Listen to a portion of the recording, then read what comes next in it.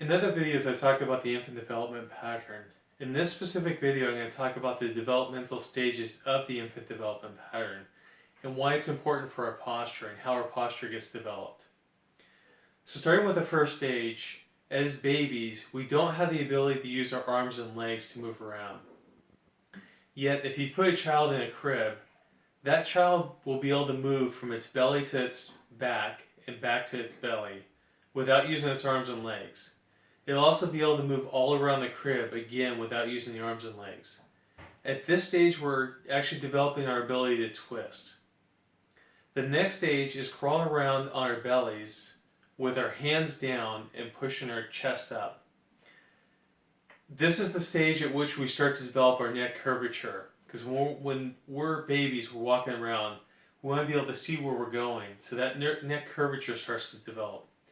Also at this stage, with our hands down, that's when our shoulder joint starts to develop some good stability. The next stage is crawling around on our hands and knees. At this stage, the rest of the spine curvature starts to develop. So you get the upper and lower back curvature developing, as well as further solidifying the shoulder joint. And now we're starting to develop more of the hip joint as well. The next stage is crawling around on our hands and feet with our knees off the ground. At this stage, we're starting to get closer to being able to walk, but we're not quite there yet, naturally. The next stage after this, we're starting to be able to lunge, squat, and then we're able to stand on our own. It's not until about 12 months of age that naturally we're able to walk around on our own. Children that start to walk before this stage, usually by parents thinking they're doing right by their kids, but unfortunately they're actually interrupting the development pattern.